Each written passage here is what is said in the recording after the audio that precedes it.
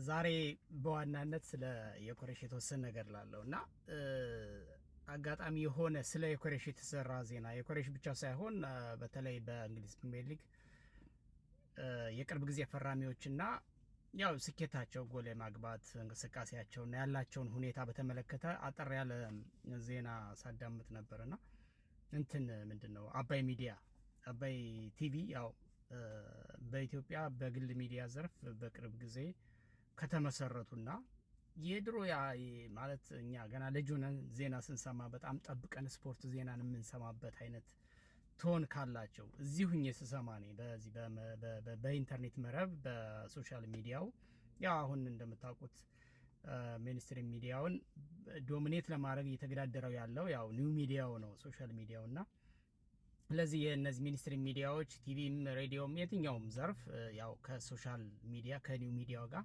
አሶሺየት አድርጎ ነው እየሰራ ያለው። ምክንያቱም ኦዲየንሱን ማግኘት ነው፣ ኦዲየንሱን መድረስ ነው ትልቁ የሚዲያው አላማና ሚዲያ በራሱ ግዙፍ የሆነ የቢዝነስ ተቋም ነው። የቢዝነስ ተቋምነቱ ደግሞ በዛ ልክ መልኩን ይዞ የሚቀጥለው ብዙ ተከታይ ብዙ አድማጭ ሲኖረው ነው። ይሄ ግልጽ ነውና በዚህ በሶሻል ሚዲያው ዘርፍም አክቲቭ ናቸው። የሚሰሩትን ነገር እዛ ላይ ሎድ ያደርጋሉና ሰማሉ። በቃ ስፖርት ልክ እንደ ፖለቲካ እንደ ሌሎች ነገሮች ይሄ ምንድነው ባላንስ የማድረግ ምናምን ስትሪክት የሆነ ስትራግል ባይኖረውም ግን ደግሞ አለ አይደል ለአድማጩ ለተመልካቹ ፌር በሆነ መንገድ በማቅረብ ረገድ በተለይ ዜናቸውን በጣም ነው የምወደውና እሱን ለማለት ነው። ስለዚህ ይችን ዜና ሰምተናት ስለ የኮሬሽ የተወሰነ ነገር ብዬ ከዛ እንጨርሳለን ማለት ነው። በክረምቱ የዝውውር መስኮት ወደ እንግሊዝ ፕሪሚየር ሊግ ከመጡ እንዲሁም ከሊጉ የፈረሙ አጥቂዎች መካከል በሁሉም ውድድሮች ለክለባቸው ብዙ ጎሎችን በማስቆጠር የአርሰናሉ ቪክቶር ዮኬሬሽ በ15 ቀዳሚ ሲሆን የሊቨርፑሉ ሁጎ ኢኪቲኬና የቼልሲው ጆአው ፔድሮ 14 በማስቆጠር በተከታይነት ተቀምጧል። ከፍተኛ የዝውውር ገንዘብ በወጣበት የክረምቱ የዝውውር መስኮት የሊጉ ክለቦች ከ3 ቢሊዮን ፓውንድ በላይ ወጪ በማድረግ ክብረ ወሰን መስበራቸው የቅርብ ወራት ትውስታ ነው። በተለይም ደግሞ ታላላቆቹ የሊጉ ክለቦች ራሳቸውን ለማጠናከር በሄዱበት ርቀት ልክ የፊት መስመር አጥቂ ለማስፈረም እንቅልፍ አጥተው ሰንብተዋል። ፕሪሚየር ሊጉ ካለው ከፍተኛ ፉክክርና ፍልሚያ አንጻር አዲስ ፈራሚ አጥቂዎች ጅማሬያቸው በተጠበቀው ልክ ባይሆንም የኋላ ኋላ እየተላመዱ በመምጣት ወደሚታወቁበት አስቆጣሪነት እየመጡ ይገኛሉ። እጅግ ትልቅ ትኩረት የተሰጠውና በስፖርቲንግ ሊዝበን ደምቆ ሰሜን ለንደን የደረሰው ስዊድናዊው አጥቂ ቪክቶር ዮኬሬሽ በመድፈኞቹ ቤት ፈታኝና አስቸጋሪ ጊዜያትን ለማሳለፍ ቢገደድም በሁሉም ውድድሮች 15 ጎሎችን ማስቆጠር ችሏል። እና ጨዋታችን ለመቀጠል ያህል ቪክቶር ዮኬሬሽ ወደ አርሰናል ቤት ከመምጣቱ በፊት በጣም ከጓጓሁላቸው ዝውውሮች መካከል እኔ ብቻ ሳይሆን ሁሉም ዓለም ማለት ይቻላል በተለይ የአርሰናል ደጋፊዎች በጉጉትና በናፍቆት የጠበቁት ለዛም ይመስለኛል ክለቡን ከተቀላቀለ በኋላ ብዙ ሰዎች ኤክስፔክት ስላደረጉ በጣም ኤክስፔክቴሽኑ ሃይ ሲሆን አንድ ነገር በተጠበቀው ልክ ሳይሆን ውጤቱ ቶሎ ዲስአፖይንት ይሆናሉ ሰዎችና በእግር ኳስ ዓለም ውስጥ የብዙ ቶፕ ስትራይከሮችን ኤክስፔሪየንስ ባየንበት ልክ አንዳንዶቹ ወዲያው እንደመጡ ስክት ይላሉ። በተለይ ከሌላ ሊግ ሲመጡ እዛው ሊግ ላይ ሊጉን የሚያውቁት የተላመዱ ከሆነ ምንም ያን ያህል ቢግ ዲል ላይሆን ይችላል።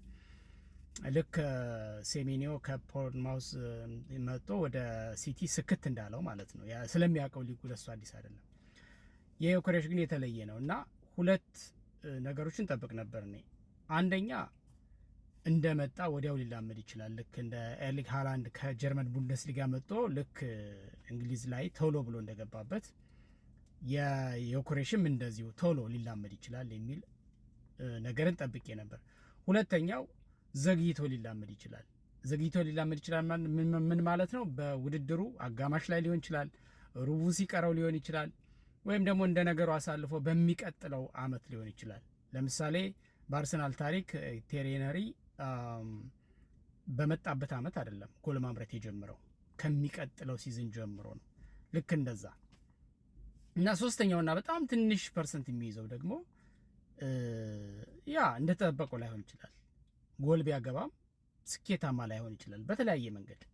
አንዳንድ ተጫዋቾች ሊጉን መልመድ አይችሉም ጨርሶ፣ አንዳንዶቹ ደግሞ ጉዳት ያጋጥማቸውና በዛ ምክንያት፣ አንዳንዶቹ ደግሞ ያው የአሰልጣኙ ሮል ሳይመቻቸው ይቀርና በዛው ዲሳፖይንት ይሆናሉ፣ ከአሰልጣኙ ጋር ክፍተት ይፈጥራሉ። በቃ አለቀ። የመጨረሻ ወሳኙ ደግሞ አሰልጣኙ ስለሆነ የመሰለፍ እድል እያጡ ይሄዳሉ። በዛው የሚጠፉ አሉ ተመልሰው።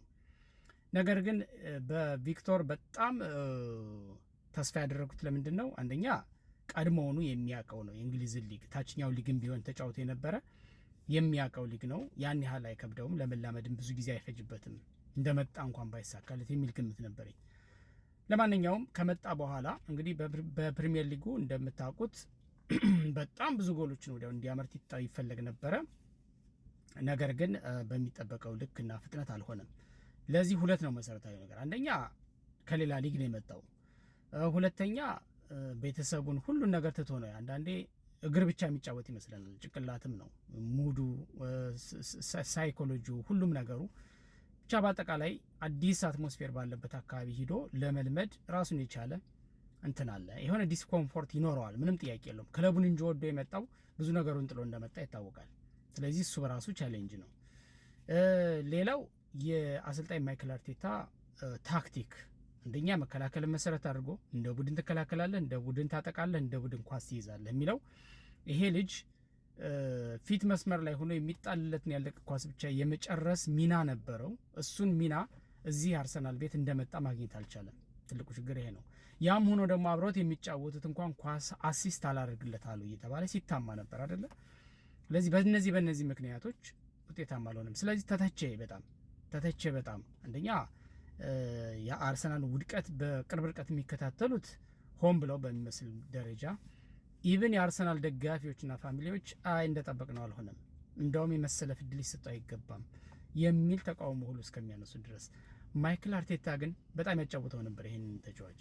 ለምንድነው? ጥቅሙን እሱ ያውቃል፣ ታክቲኩን እሱ ያውቃል። ጎል በተፈለገው ልክ እንዳያስቆጥር ያሰረውን ነገር ያውቃል። እሱ ያዋጣኛል ብሎ የያዘው ነገር ነው። ስለዚህ ታጋይ ነው፣ ተከላክሎ ይጫወታል፣ ኳስ በመያዝ በኩል ሚና አለው። ተጋድሎ ደግሞ ኳስ ያለቀለት ሲያገኝ ያስቆጥራል። ስለዚህ ጥቅሙን እሱ ያውቀዋል ማለት ነው። በዛ መሰረት በቋሚነት አምኖበት ብዙ ጊዜ ያጫወተው። አሁን አሰልጣኝ ማይክል አርቴታ በጣም እየተተቸ ሲመጣ ይህን የመሰለ ስኳድና ጥልቅ የሆነ ቡድን ይዞ እንዴት መከላከል መሰረት ያደርጋል? እየመራም ይከላከላል ማለት በ1-0 እየመራም ያችን አስጠብቆ ለመውጣት ይከላከላል። ኢቭን እየተመራም የሚከላከልበትም አጋጣሚ አለ። ለምን የሚሉ ነገሮች ሲበረቱ ትንሽ የታክቲካል ሽፍቲንግ አመጣ። ለምሳሌ እነሳካ ኦዴጋርድ፣ የአንዳንዶቹም የቦታ ሽፍቲንግ እንደዚህ ምንድነው ሜዳ አካለው እና ይዜ በዚህ መሰረት ትንሽ ታክቲካል ለውጥ ሲያመጣ እና ልጁ አሁን ጎል ወደ ማስቆጠር እየመጣ ነው ማለት ነው። አንደኛ ሊጉን እየተላመደው መጣ። ሁለተኛ ራሱን ከሁኔታዎች ጋር እያስማማ መጣ። ሶስተኛ የሚና ለውጦች በቡድኑ ውስጥ ሲመጡ ጎል ማስቆጠር ጀመረ። ስለዚህ ይሄ ልጅ ከካይ ሃቨርት ጋር ተጣምሮ በነበረበት ሰዓት ተመልሶ ከመጎዳቱ በፊት ጎል እያስቆጠረ ነበር። ስለዚህ የካይ ሃቨርት ጥምረት ተመችቶታል። በትክክል ኳስ የሚሰጠውን ሁነኛ አጣማሪ ያገኘ ተብሎ ነበረ። ካይ ሃቨርት ሲጎዳ ደግሞ እንደገና ታክቲካል ሽፍት ሲደረግ ባለው በተሰጠው ሚና ጎል ማስቆጠር ጀመረ። ኢቭን ተቀይሮ ገብቶ 2 ጎል አስቆጥሮ እስከመውጣት ድረስ እየደረሰ መጣ ማለት ነው። ስለዚህ አይ ቲንክ ቪክቶር ዮኬሬሽ ከዚህ በኋላ የሚያቆመው ያለ አይመስለኝም። ትክክለኛውን መስመር እየያዘ ይመስለኛል። አሰልጣኝ ማይክል አርቴታም እንዴት መጠቀም እንዳለባቸው ይህን ተጫዋች የገባቸው ይመስለኛል። አሁን በቀጣይ አይ ቲንክ ይሄን ጎል የማስቆጠር ሚናውን የሚያስቀጥል ይመስለኛል። በነገራችን ላይ እስካሁን እንዲህም እየተተቸ እንዳልኳችሁ አሰልጣኝ ማይክል አርቴታ የልጁን ሚና በብዙ መንገድ መንዝረው እንደሚረዱት ይገባኛል። እኔም ባለኝ ኦብዘርቬሽን እንደዛ ነው የምረዳው። ጎል ማስቆጠር ብቻ ስላልነበረ ሚናው ማለት ነው። ግን ያም ሆኖ እስካሁን በዚህ በተጫወተበት የውድድር ዓመት በእንግሊዝ ፕሪሚየር ሊግ 10 ጎሎች አሉት። በሊግ ካፕ 1 ጎል አስቆጥሯል። በአውሮፓ ቻምፒየንስ ሊግ በታላቁ መድረክ ደግሞ 4 ጎል አስቆጥሯል። ስለዚህ ይህ ልጅ በአጠቃላይ ወደ 15 የሚደርሱ ኳሶችን ከመረብ ጋር አገናኝቷል በአርሰናል ማሊያ በዚህ ሲዝን ማለት ነው። ገና ባላለቀው ሲዝን ኦልሞስት እየተጋመሰ ነው በእርግጥ። ስለዚህ ያን ያህል በጣም ሰክሰስፉል አይደለም ወይም ደግሞ ምንም ነገር አልሰራም ተብሎ የሚተች አይደለም። አንድ የሚነሳበት ነገር ምንድነው? ስራው ጭራሽ አጥቂ ነው። ስራው ጎል ማስቆጠር ነው፣ ግን በሚጠበቀው ልክ ጎል አላስቆጠረም ነው። ልክ ስፖርቲንግ ሊዝበን ላይ እንደነበረው እና ከዛ በፊት የነበረውን ፐርፎርማንስ አላሳየም ነው። ግን እኔ ከመጀመሪያውም ጎል ጠፍቶበት ፍለጋ ላይ በነበረበት ሰዓት ይሄ ልጅ እንደሚመጣ አቀው ነበር። አሁን ስጠቅሳቸው የነበሩት ምክንያቶች አስረው እንደያዙት አቅ ነበረ። ተጋዳይ ነው፣ በጣም ለፊ ነው። ፊዚካሊ ራሱን ፊት ለማድረግ በግሉ ከመደበኛ ትሬኒንግ ውጭ በግሉ አሰልጣኝ ቀጥሮ የሚሰራ ልጅ እንደሆነ ይታወቃል። ስለዚህ በዚህ ደረጃ ሀስል የሚያደርግ ተጫዋች ወድቆ እንደማይወድቅ ግልጽ ነው እና ይህን ለማለት ነው። እንግዲህ በቀጣይ የለንደን ደርቢ በድጋሚ ከቼልሲ ጋር ይገናኛል አርሰናል። አይ ቲንክ የሊጉ መርሃ ግብር በጣም ከባዱ ጨዋታ ይመስለኛል። ምክንያቱም አርሰናል ይህን ውድድር ማሸነፍ ይህን ጨዋታ ማሸነፍ ግዴታ ውስጥ የሚገባ ነው የሚመስለኝ። ለማንኛውም ወደፊት የሚሆነው እናያለን። ቪክቶር ዮኬሬሽ እንደሚያስቆጥር ተስፋ አደርጋለሁ። ይመቻችሁ ይችላል ማለት ነው።